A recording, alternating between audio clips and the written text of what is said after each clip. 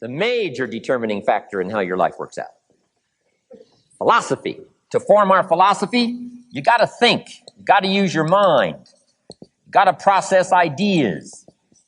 And this whole process over a lifetime, starting way back here when we were children, schools that we've attended, our parents, our experiences, all this stuff that we've processed by the thinking process helps to develop our philosophy. And in my opinion, each person's personal philosophy is the major factor in how your life works out. Here's what I called it in that last presentation when I was here. It's called the set of the sail. Each person's personal philosophy is like the set of the sail. Now, I used to think it was circumstances that ordered my life. If someone would have asked me at age 25, Mr. Rhon, how come you're not doing well? Pennies in your pocket, creditors calling, nothing in the bank, behind on your promises to your family, you live in America, 25 years old, got a beautiful family, every reason to do well, and things are not going that well for you. What is wrong here? It would not have occurred to me to blame my philosophy. I mean, it would not have occurred to me. Saying, well, I got this lousy philosophy, and that's how come I got pennies in my pocket and nothing in the bank, and things aren't working well. That would not have occurred to me. I found it much easier to blame the government. Much easier to blame the tax problem. I used to say taxes are too high. Top tax rate when I first started paying taxes, 91%. Back then, when your income reached a certain level, all your income over that, 91%. So I used to say that's too high. Now, the top tax rate's about 33%. But people are still saying what? Taxes are too. See, but you can't use that anymore. If it's gone from 91 to 33, how could it be too high? Come on. I threw all that old excuse stuff away. Some people found it, though, and they're using it these days. My old list.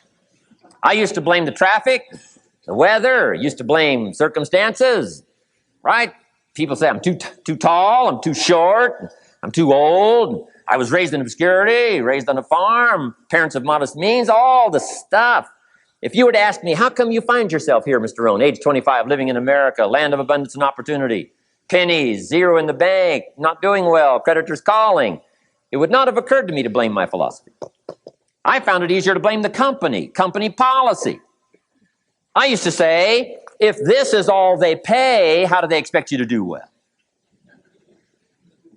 So I figured that, my future was going to be tied to what everybody else was arranging, the economy and, right, interest rates. I used to say things cost too much. That was my whole explanation, not my philosophy, until my teacher taught me better that this is where the problem was, my own personal philosophy.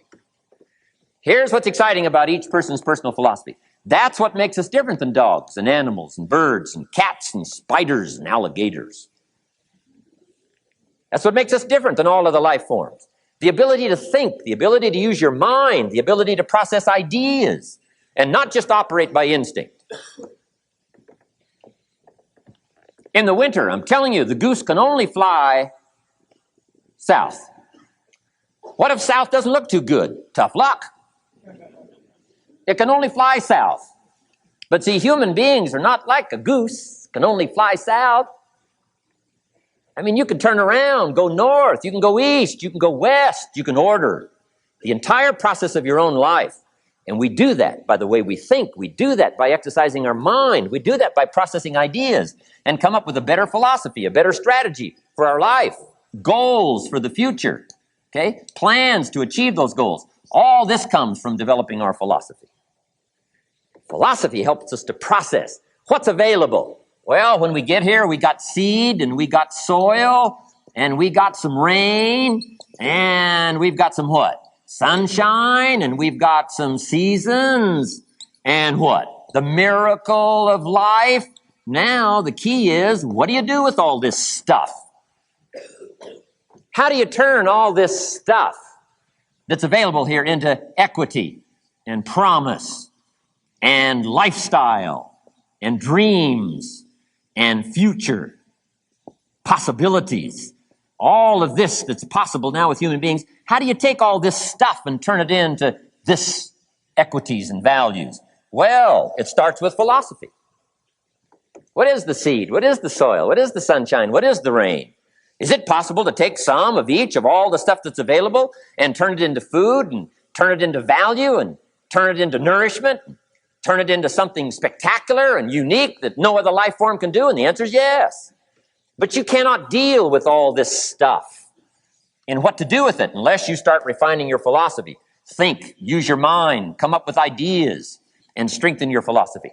So the seed and the soil and the rain and the sunshine, this is called, the economy and the banks and the money and the schools and everything that's available out there, processing information, what to do with all that, and turn it into equity and value. That is the major challenge of life, my personal opinion. So each person's personal philosophy now is going to determine what you're going to do with seed and soil and sunshine and rain and miracle, the change of seasons. That's it. My personal opinion. Each person's personal philosophy is like the set of the sail. That's what this seminar is for today. Help you to trim a better sail. You don't need a better economy. You don't need better seed and soil. In fact, when it comes to seed and soil and rain and sunshine and seasons and the miracle of life, that's all you got. Now, what if you blame this stuff? Then you're blaming all you got. If you blame the economy and you blame the schools and you blame the teachers and you blame the sermons and the preachers and you blame, the marketplace and you blame the company and company policy, what else is there? When some people get through with their blame list, there isn't nothing else. That's all there is. And if you blame the only thing you've got to work with, I'm telling you, it's called mistake colossal.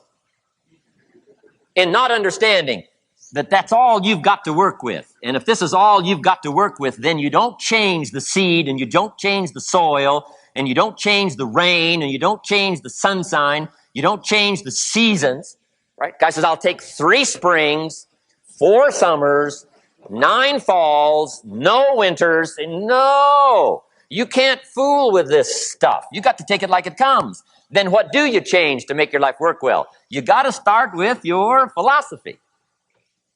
Guess what I had to do at age 25 in order to change my own future? I had to change my mind. I had to change my thinking. I had to change my philosophy. I was messed up on what was causing my problem. And once I got that straightened out, that all the stuff I blamed, the government and taxes and the marketplace and the economy and things cost too much, negative relatives, cynical neighbors, once I got rid of that and started going for where the real problem was, which was me, I'm telling you, my life exploded into change. My bank account changed immediately. My income changed immediately. My whole life took on a whole new look and color immediately. And the early results I got from making these philosophical changes tasted so good, I've never stopped the process from that day until this. And I'm telling you, with a little consideration of the refinement of your sail, by setting a better sail, refining your philosophy, your whole life can start to change from today on. You don't have to wait till tomorrow. You don't have to wait till next month. You don't have to wait till spring. You can start this whole process immediately. I recommend it. Now, some people do so little thinking, they don't even have their sail up. I mean, you can imagine where they're going to wind up at the end of this week, at the end of this month, at the end of this year. Now's the chance to change, process all this information. So number 1 is philosophy.